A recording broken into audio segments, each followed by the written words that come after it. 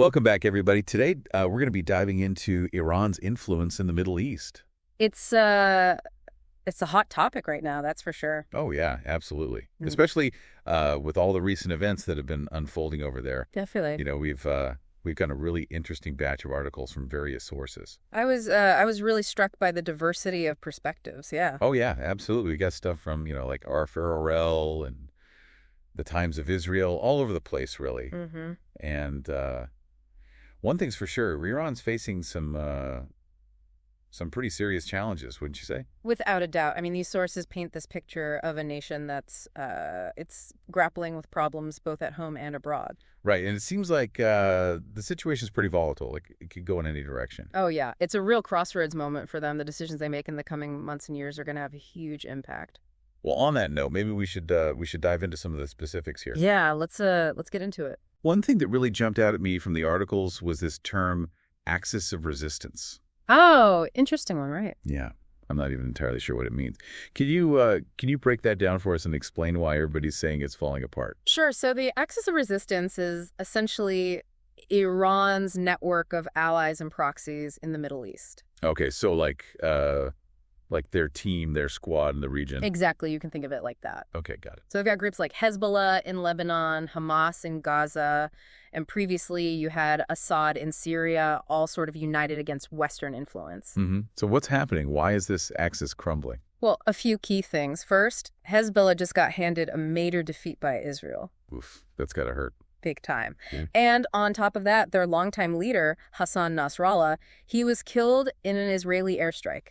Oh, wow. I hadn't heard that. It's a huge blow to their leadership and morale, not to mention their military capabilities are pretty severely weakened now. Yeah, that's hard to get back from something like that. It is. Yeah. And then you got Syria. Right. What's going on with them? The fall of Assad's regime is a massive loss for Iran, like a gigantic loss. Really? How so? Well, under Assad, Syria was basically Iran's home base in the region. Us. They used it as a staging ground to funnel weapons and support to Hezbollah and other groups. Oh, wow. So it was like their strategic hub. Exactly. Without it, their ability to project power in the Middle East is seriously compromised. That's a huge setback for them, isn't it? Absolutely. It changes the whole game. And what about the new Syrian leadership? They're not exactly embracing Iran with open arms, are they? Not quite. One of the articles from Ara Perel mentioned that they still want relations with Iran. Okay, so not a complete break. No, but they're demanding respect and non-interference, which is a pretty big shift, you know? Yeah, that sounds like they want to be seen as an equal partner, not just a puppet of Iran. Precisely. It's a clear sign that the dynamics are changing. So we've got Hezbollah hurting. Syria's not the ally it once was. Where does that leave Hamas in all of this? Hamas is in a tough spot. They haven't been hit as directly as Hezbollah. Okay, good for them. But the ongoing conflict and the devastation in Gaza have definitely taken their toll. Yeah, I can't imagine that's easy to deal with. Not at all. They're just not in a position to be as effective for Iran as they were before, you know? Makes sense.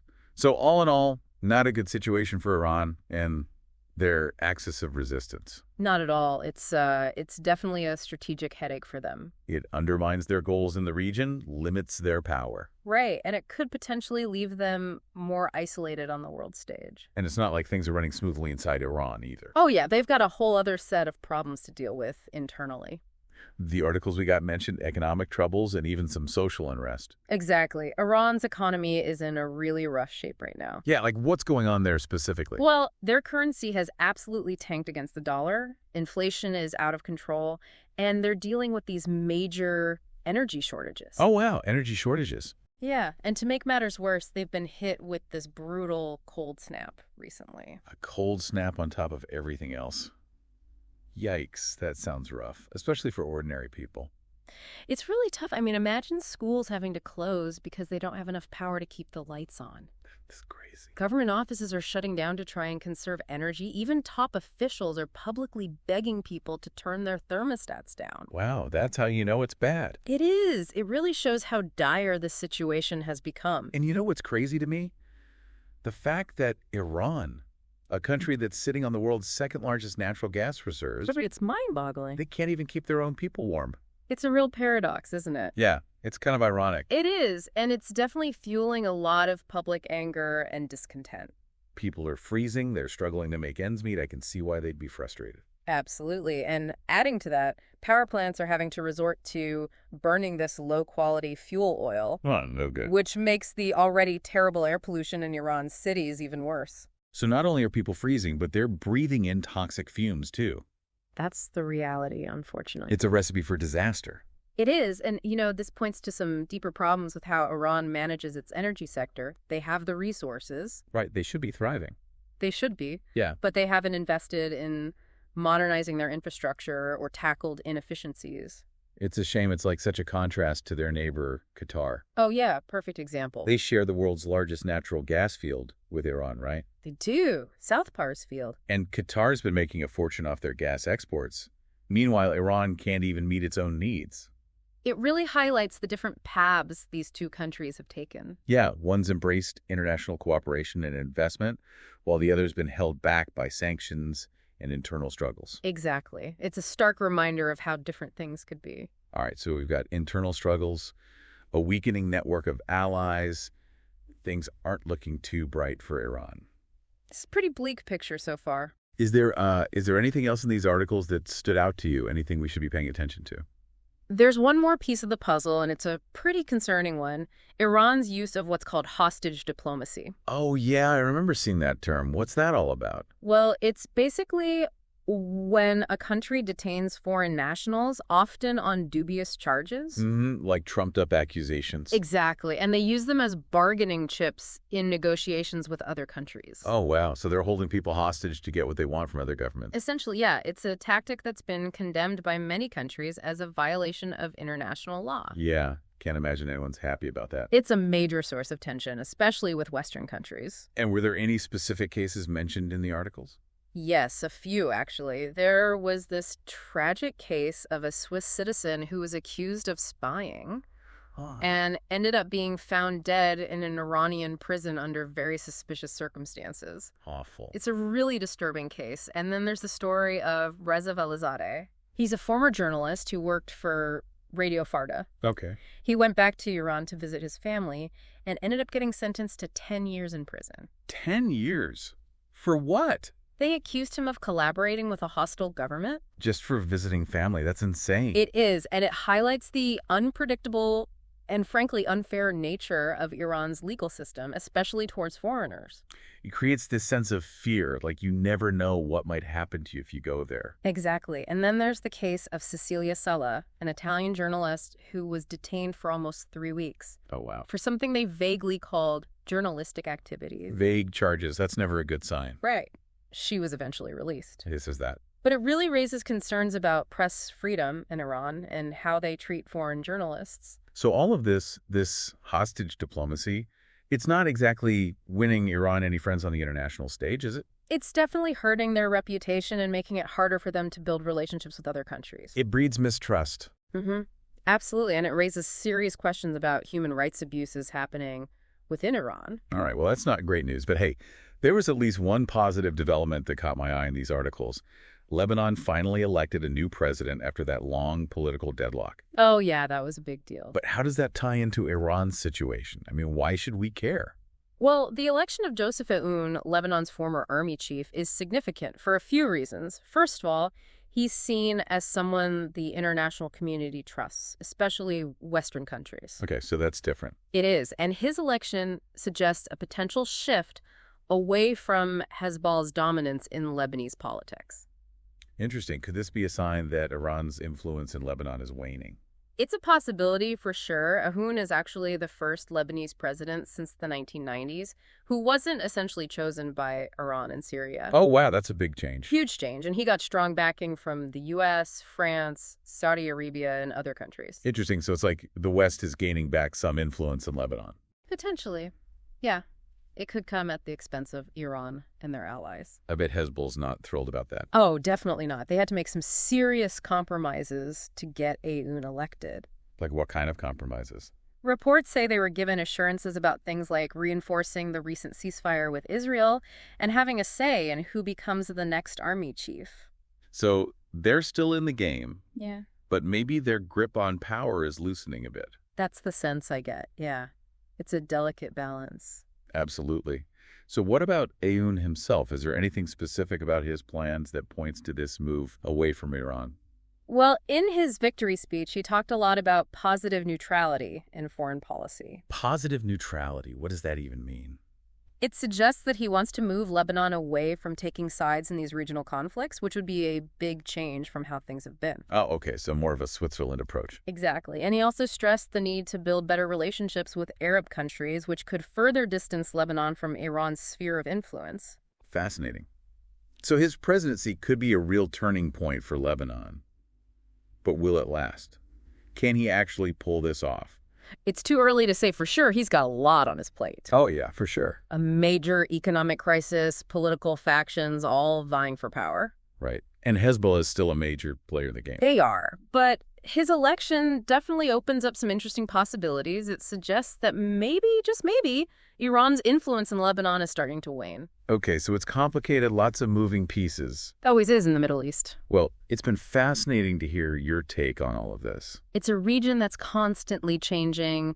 We just got to stay informed and pay attention to how things are shifting.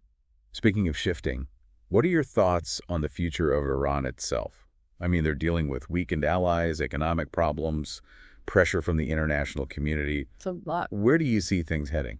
Well, Iran is at a crossroads, that's for sure. No doubt about it. They're facing a whole mountain of challenges, both domestically and internationally. Like we've been talking about. Yeah. Their allies are struggling, their economy's in shambles, and the world is watching their every move.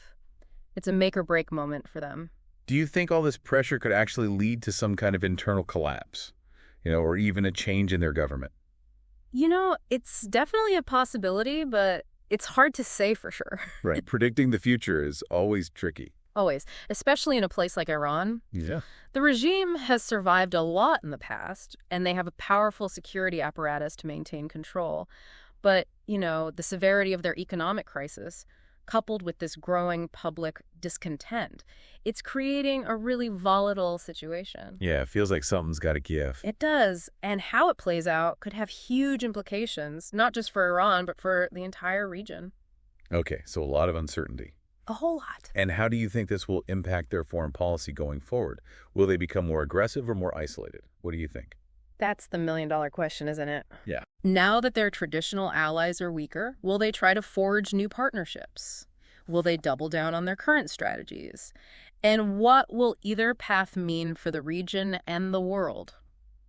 A lot to think about. It really is. It's a lot to process. Absolutely. But it's important to try and understand these complexities. They have real-world consequences. Well, I'm already looking forward to our next deep dive. Me too. Always enjoy these conversations. But before we get ahead of ourselves, we've got more to uncover about Iran's situation. So stay tuned for part 2 of our deep dive, where we'll be exploring all of this in even more detail. Can't wait. All right, see you then. See ya. One of the most interesting things to watch has been how Iran is reacting to all this pressure. Like, are they changing course at all? It's tough to say, but their approach to the nuclear deal is a good example, I think. Yeah, that came up in a few of the articles. What's the latest there? It didn't sound like things were going well. Not really, no. The 2015 nuclear deal, the one where Iran agreed to limit its nuclear program in exchange for sanctions relief? Right, I remember that. It's basically hanging by a thread at this point. So is it dead in the water? It's not looking good. When the Trump administration pulled the U.S. out of the deal back in 2018, it really weakened the agreement. Yeah, that was a big blow. It was. And all the attempts to revive it since then, they've just failed.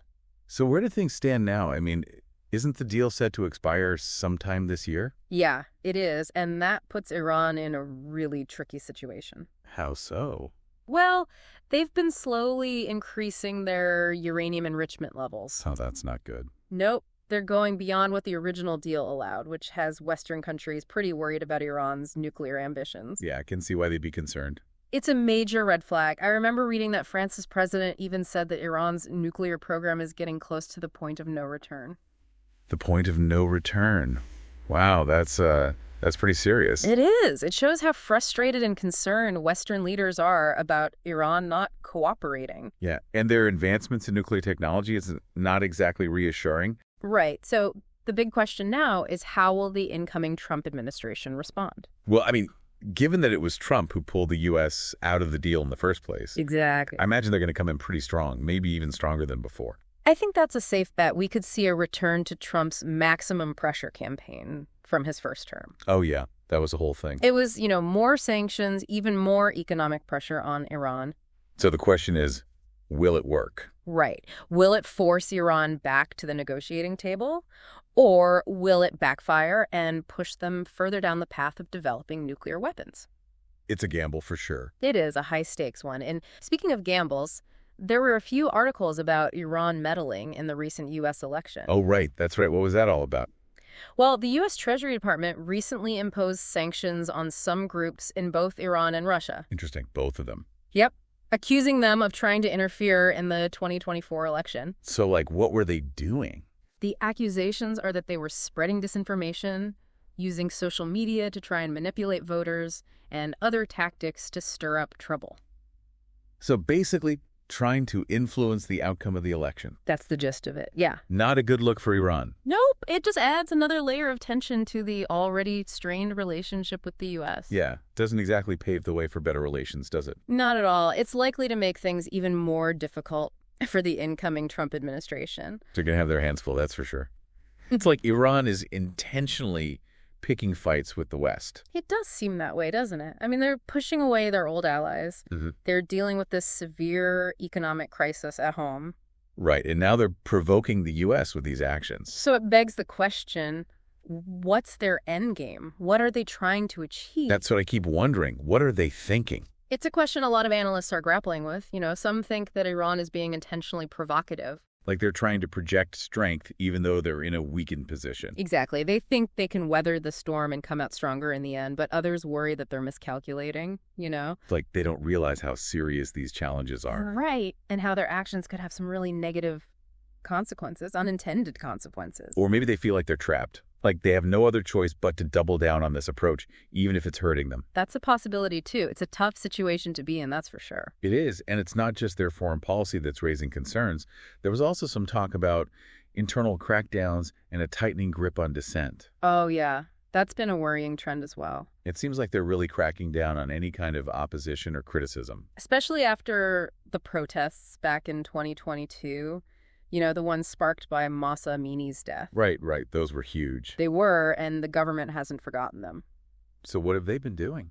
We've seen reports of journalists and activists being arrested and imprisoned. And they've introduced this new hijab law that further restricts women's freedoms. It seems like they're trying to control every aspect of people's lives. It does. It feels like a desperate attempt to hold on to power. Especially when things are so unstable. Exactly. They're hoping to prevent any kind of uprising or challenge to their authority. But doesn't that usually backfire? It often does. Yeah, it breeds resentment and can actually lead to even more instability down the road. It's a classic case of trying to control everything and ending up controlling nothing. Right. And it's the Iranian people who suffer the most. It's heartbreaking to think about. They're facing so much hardship. A failing economy, a repressive regime. It's a lot to bear. It truly is. It's easy to get caught up in analyzing these power dynamics and the geopolitical maneuvering. Oh, yeah, for sure. We do that all the time. But we can't forget that there are real people whose lives are deeply affected by these events. Yeah, it's important to remember the human cost of all of this. Absolutely. It's the people who ultimately bear the burden of these decisions and policies. Their stories and struggles deserve our attention. They do, more than ever. All right, well, let's shift gears a bit. I wanted to touch on a couple other things that came up in these articles, seemingly unrelated, but interesting nonetheless. Oh, yeah, like what? Well, the death of former U.S. President Jimmy Carter. Ah, yes, a sad passing. It was. And then there were some articles about the environmental impact of Iran's energy crisis. Yes. Right, two very different topics, but both relevant in their own ways. Exactly. So first, President Carter. Why was his passing mentioned in articles about Iran? It seemed a little out of place at first. It's not out of place at all. Actually, President Carter's legacy is deeply intertwined with Iran because of the 1979 hostage crisis. Oh, right, the hostages. Yeah, remember 52 American diplomats and citizens were held hostage for 444 days? Wow, it's hard to believe it was that long. It was a long and agonizing ordeal, and it really dominated Carter's presidency. Yeah, I vaguely remember learning about it in school as a major turning point in the relationship between the U.S. and Iran. It absolutely was. And while Carter did manage to secure the release of the hostages, Right, they were released on the day he left office. that's right, but the crisis really cast a long shadow over his presidency. And U.S. foreign policy in the region, it's still felt today.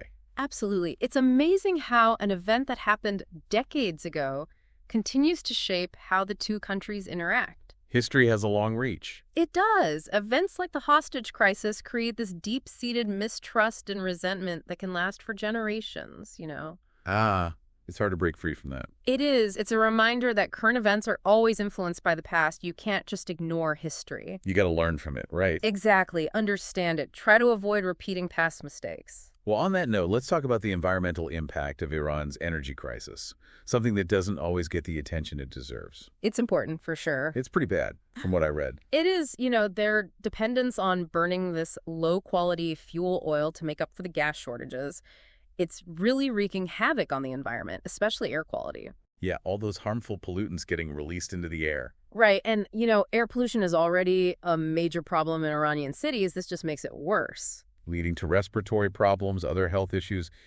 It's a vicious cycle. It is. The energy crisis forces them to burn dirtier fuels, which damages the environment and people's health even more. And then they need even more energy to deal with those problems. It's like a downward spiral. That's a good way to put it. It's interconnected, energy policy, environmental protection, public health. It's all tied together. And it's a global issue, right? Absolutely. Climate change, reducing emissions. This requires a worldwide effort. We can't just focus on our own backyard. Nope. We're all in this together, whether we like it or not. Which brings us back to Iran's complicated relationship with the rest of the world. It's a situation with no easy answers.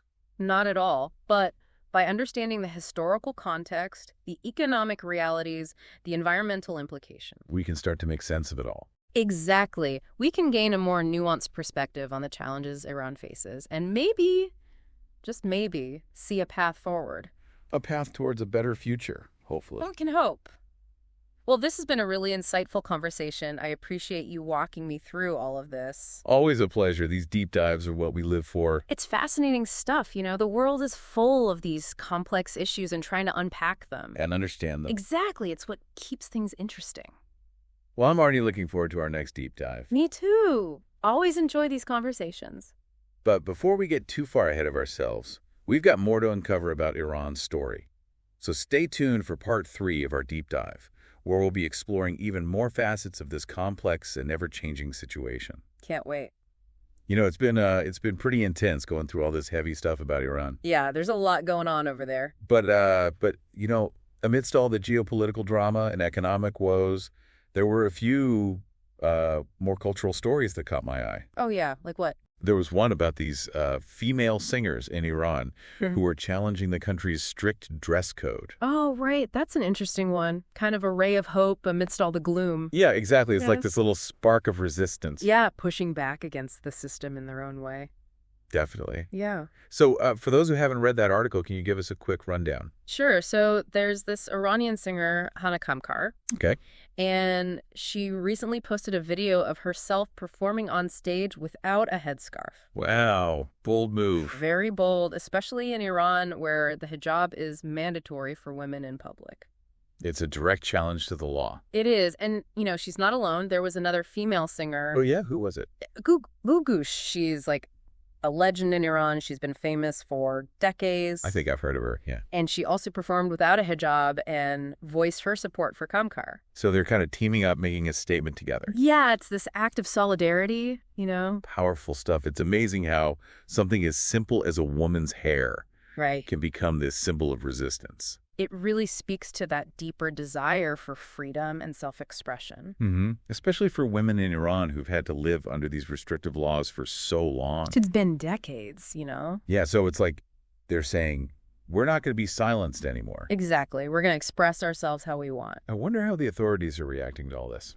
I don't think they're too happy about it. They haven't released any official statements. Okay. But, Iran has a history of cracking down on those who challenge the hijab law.